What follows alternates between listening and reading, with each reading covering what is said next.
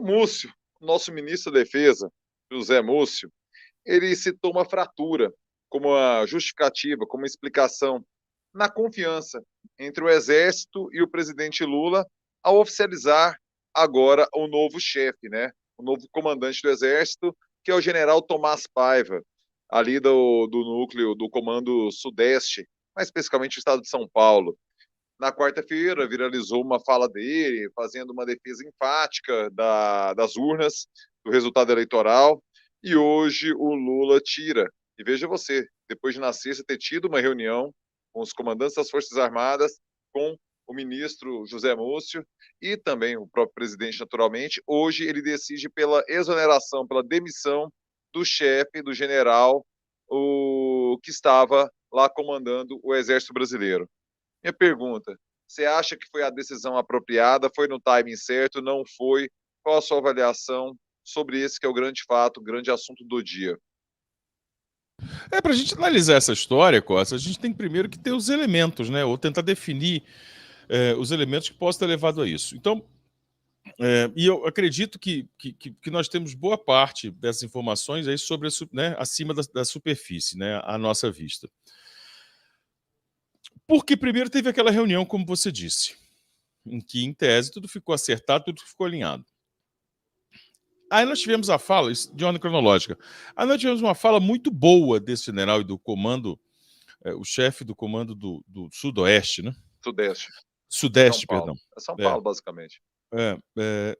então, é uma fala muito positiva, muito necessária, e que agora, se a gente começar a perceber de trás para frente a história, até pode ter sido uma fala já orientada, combinada, falou, olha, já se posiciona aí, porque se houver problema com o atual, você pode entrar. Então já faz uma posição política, né, dentro dessa ideia de defesa democrática, porque você entra, né, nesse holofote, aí já fica com o seu nome lembrado. E aí vem o terceiro ponto, que eu acredito que, ao que parece, é o momento decisivo. Quando o Mauro Cid, que é aquele coronel, ajudante de ordens, né, do Bolsonaro, que é um carregador de pasta e acaba se tornando um homem de confiança, e todo presidente, governadores tem essa figura, quando ele entra na alça de mira das investigações, não somente sobre aquela história da divulgação de mentiras, de fake news, e principalmente contra a vacina e toda aquela coisa da Covid, que ele já estava, mas também em uma possível participação na história do cartão corporativo e na história do 8 de janeiro. Bom, tudo isso coloca centenas de militares, de alguma forma, sob investigação e sob a mira, a alça de mira da justiça brasileira. E aí o que tudo indica, o general que sai agora falou, eu não tenho disposição, estou muito afim de deixar o Mauro Cid na chapada, não. Ele é meu amigo, sei lá, é um cara prestigiado. Enfim, criou um imbróglio. Aí eu acho que isso foi o estopim e facilitou muito a fala de 2 dias atrás, lá do outro general, esse que foi nomeado agora, para ser escolhido. Mas veja que interessante. O principal disso, a meu ver, é a fala do Lula, no 18 de janeiro, para Natuzaneri, quando ele diz: avisei as Forças Armadas, não vai ter distinção. Todos, independentemente de onde são, o que fazem, ou no caso das Forças Armadas, de qual patente estão, se tiverem algum tipo de envolvimento, serão investigados e, se for o caso, serão punidos. Porque esse é o momento que nós temos para afirmar, não é nem reafirmar, mas para afirmar que a lei é para todos. E aí é interessante que a gente fala aqui para um público que é majoritariamente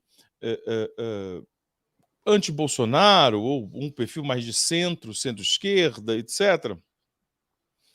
Então, em tese, falar sobre isso é mais fácil. Mas é importante a gente fazer esse alerta, Costa, do quanto é fundamental nós termos um entendimento de que esse é um momento decisivo para toda a sociedade, para toda a história, né? Essa quadra da história do Brasil, até para quem não gosta do Lula, para quem é anti-Lula, para quem queria que o Lula tivesse preso. Porque esse é o momento em que a gente vai dizer que, se você for de direita e quiser dar um golpe com as Forças Armadas, isso vai dar ruim. Se você for de esquerda e você conclamar as Forças Armadas para dar um golpe, isso vai dar ruim. Porque essa é a situação. É fazer o sujeito entender que não é uma questão de lado. Ah, não, eu sou contra o que está acontecendo aí, prender os tios e tias do Zap, mas na verdade ele é contra porque aquele pessoal lá defende ideias que ele gosta. Né? Então, na questão dos militares, é a chance que realmente nós temos para falar: olha, não interessa se você é coronel. Se você se meter o conspirador da democracia, você vai se lascar e vai se ver com a justiça. E tudo estava bem entendido. Até que, e aí é o interessante, né? Olha, pode pegar quem que for. Se for cabo, soldado, sargento, mas se pintar um coronel, principalmente se for um coronel amigo nosso, um coronel prestigiado, que isso, nosso colega de farda das antigas, aí não dá. Tá? Ou seja, cria de fato uma casta, como já é muito bem declarado que é uma casta essa vida de exército, vida de forças armadas, principalmente, é claro, essas altas patentes. Né? Aquele orçamento de Viagra, picanha e Heineken diz muito mais sobre isso do que a gente pode dizer. Então, essa troca ela se faz necessária nesse sentido. Se houver algum tipo de tentativa de dificultar uma punição para um e deixar o outro, isso tem que ser prontamente reprimido. E nós estamos no momento certo e decisivo para fazer isso e para dar essa resposta para a sociedade. A bola jamais pingou na área tão claramente por um acerto de contas histórico, de uma correção de rota que esse país sempre precisou ter, que é as Forças Armadas compreenderem de uma vez por todas que elas existem para servir o civil. Elas não são a coluna vertebral desse país. A sociedade civil é. As Forças Armadas não são aqueles que garantem a existência desse país, não. A sociedade civil garante a existência das Forças Armadas. É o contrário. Nós garantimos que eles tenham as armas para nos proteger perante inimigos externos, e somente inimigos externos. Porque até hoje, não sei se você leu o artigo do Gaspari, em que ele lista, o Exército Brasileiro matou mais brasileiros do que estrangeiros.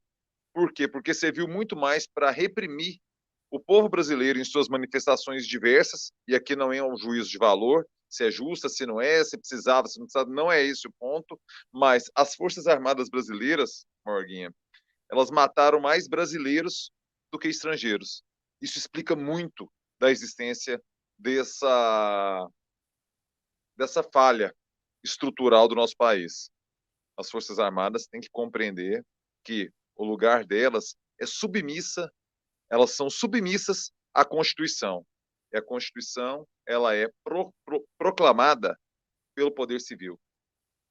Se não conseguirmos fazer isso nesse momento, em que sejamos bastante explícitos aqui com a rapaziada, que as Forças Armadas estão com a bunda de fora, porque o que está acontecendo é isso. Elas estão com a bunda de fora, foram pegas no pulo.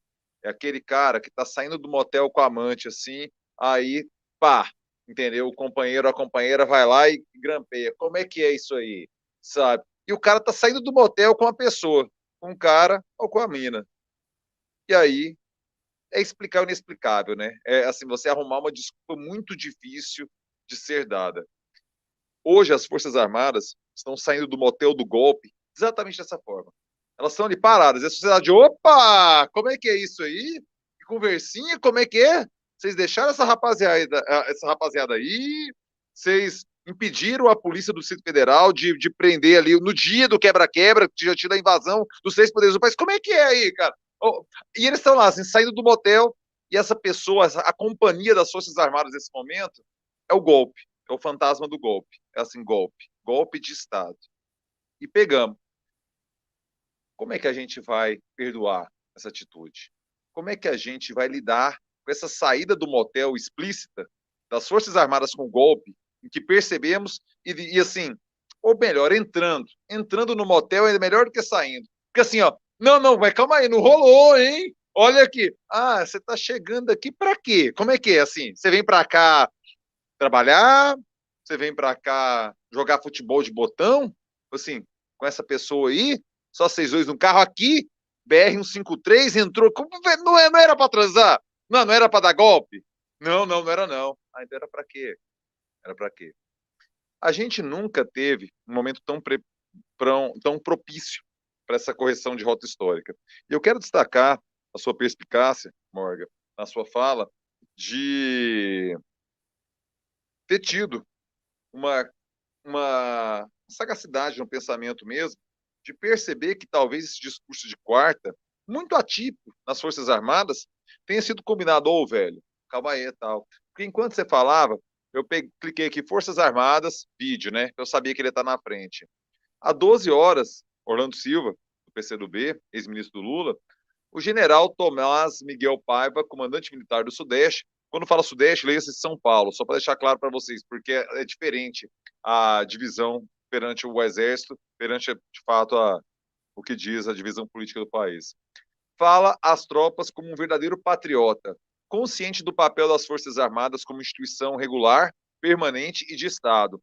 Respeito à Constituição e à democracia para servir o Brasil. Eu vou mostrar esse vídeo aqui, porque a galera provavelmente não viu. A gente fazer um Just a Little React aqui, Morguinha. Deixa eu me compartilhar que já está aqui. Apresentar. Compartilhar tela. Aqui. Deixa eu me compartilhar aqui. Abrir a tela. Está aparecendo. Vou abrir a tela aqui. E vou dar o play. Está de fone aí? Então bora ouvir. Então, ser militar é isso. É ser profissional, é respeitar a hierarquia e disciplina, é ser coeso, é ser íntegro, é ter espírito de corpo, é defender a pátria, é ser uma instituição de Estado. A política, a partidária, não interessa quem está no comando, a gente vai cumprir a missão do mesmo jeito. Isso é militar. É não ter corrente. Isso não significa que o cara não seja um cidadão, que o cara não possa exercer o seu direito, ter sua opinião. Ele pode ter, mas ele não pode manifestar. Ele pode ouvir muita coisa, muita gente falando que ele faça isso, faça aquilo, mas ele faz o que é correto, mesmo que o correto seja impopular. Porque democracia pressupõe liberdade, garantias individuais, políticas públicas, e também é o regime do povo, alternância do poder. Alternância do poder, é o voto. E quando a gente vota, tem que respeitar os resultados da urna. Não interessa. Tem que respeitar. É isso que faz. Essa é a convicção que a gente tem que ter. Mesmo que a gente não goste, nem sempre a gente gosta. Nem sempre é o que a gente queria. Não interessa. Né? Esse é o papel de quem é instituição de Estado, instituição que respeita os valores da pátria. Somos de Estado. Morgan. Se... acho não. ainda mais perspicaz. Que é isso, cara? Parecia legendado. É uma campanha. Se você pensar assim, se você pensar, olha, abriu a temporada, a campanha das eleições para o chefe do Exército, e cada um apresentasse a sua plataforma, essa fala seria uma fala de campanha. Você percebe? Uhum. Sim, né? Se a gente inverter a lógica, achar que agora, essa fala de agora e não de 3 dias atrás, essa é uma fala muito bem, não vou dizer encomendada, muito bem encaminhada. Quando ele fala apolítico, apartidário. Viralizável. Ela é compartilhável, ela faz um videozinho de 2 minutos, dizendo tudo.